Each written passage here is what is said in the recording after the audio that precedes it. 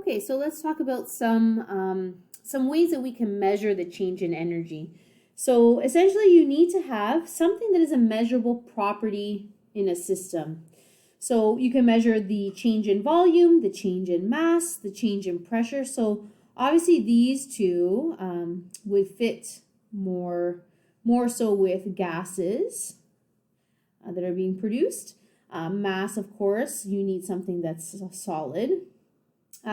Temperature change and specific heat capacity. So obviously the one that we are going to be looking at the most closely in this chapter anyways, is going to be change in temperature. So by looking at the change in temperature of a system, right, we can look at basically the energy that's being exchanged from the system to the surroundings and vice versa.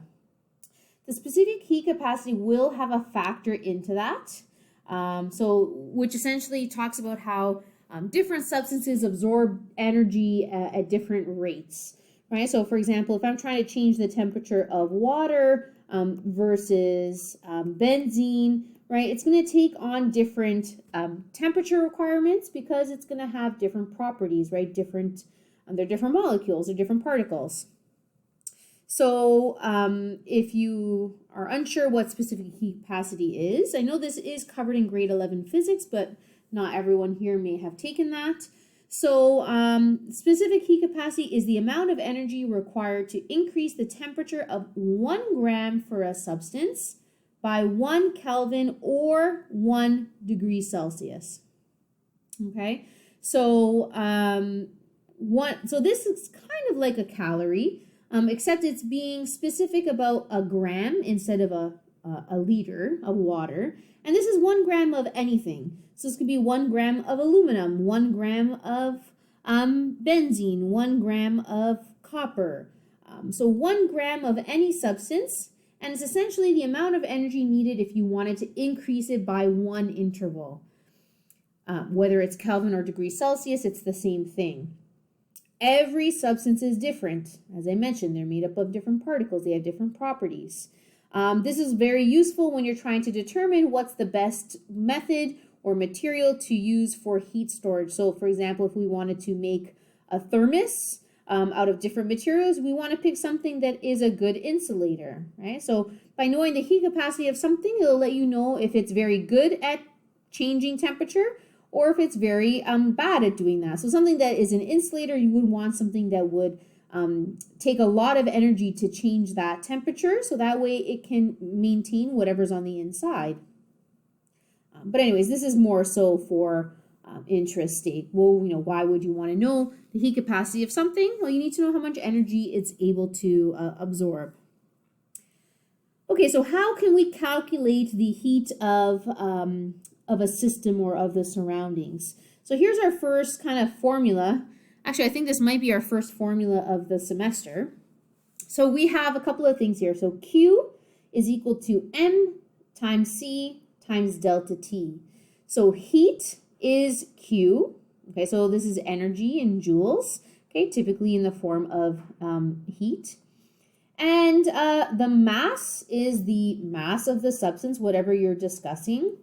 Your heat capacity, specific heat capacity, is your C, and change in temperature. So meaning, if we wanted to calculate the amount of energy needed, well, we need to know how much of it we want to heat up, what's the heat capacity, and what is the change in temperature that we are trying to expect, right? So then we can determine the energy change.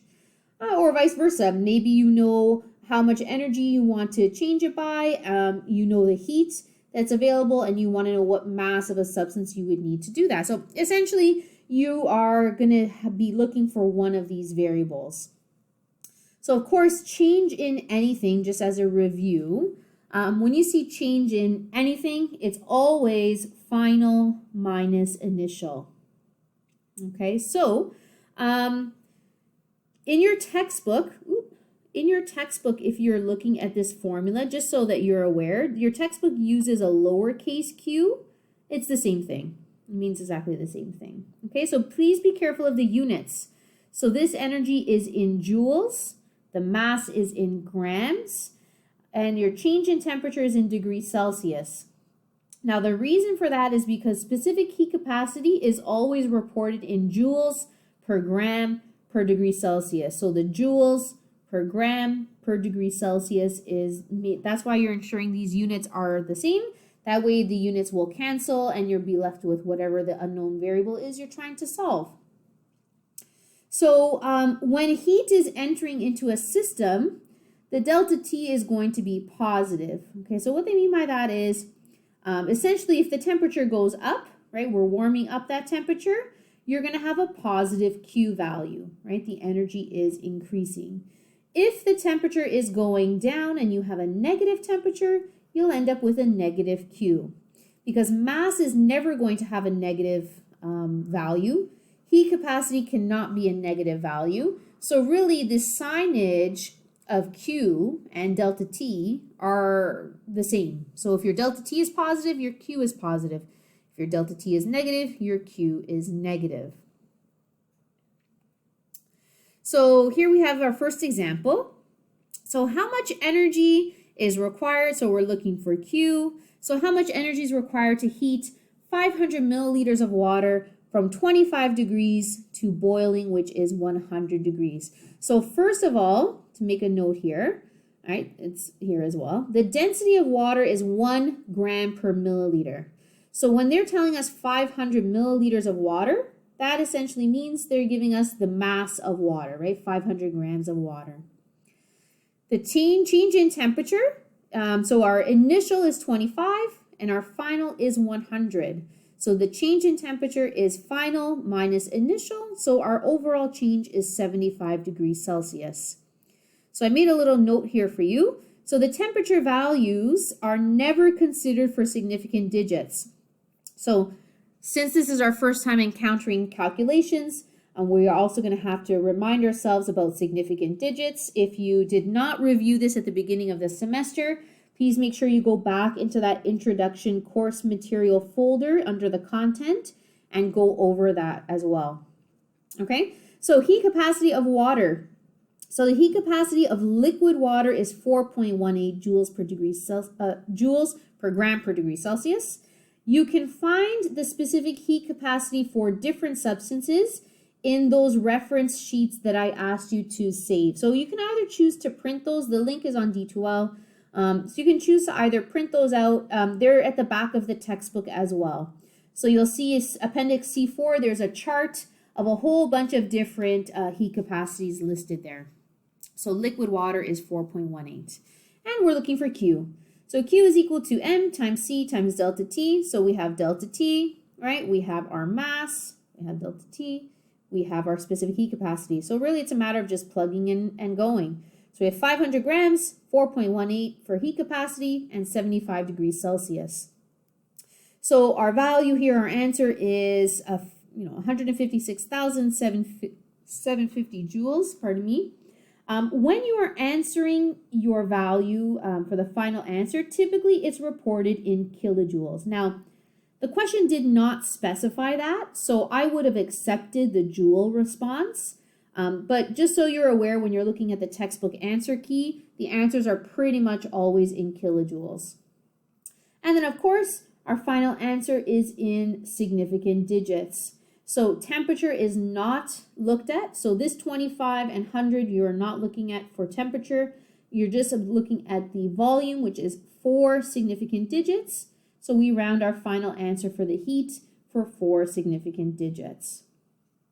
Okay. So again, look at the signage. So the change in temperature is a positive, right? So it went up in temperature.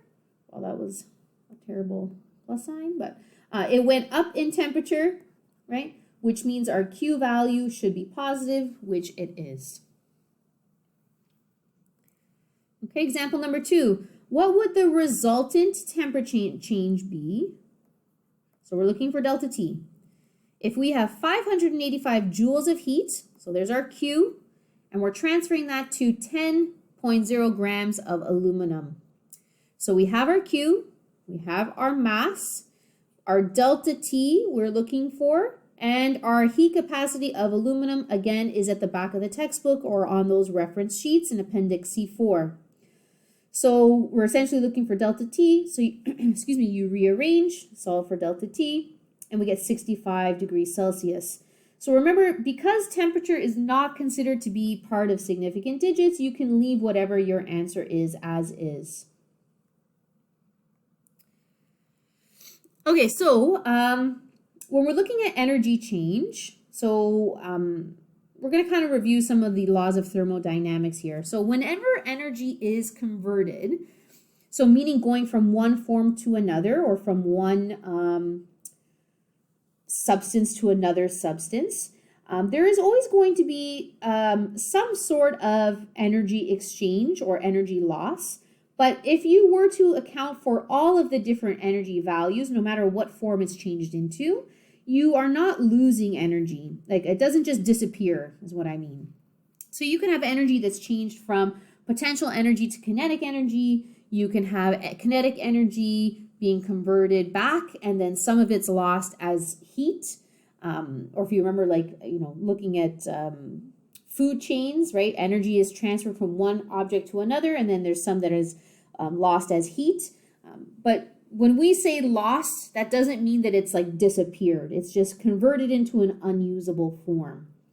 So when we are converting, you are not creating or destroying more energy. The net result is a zero change.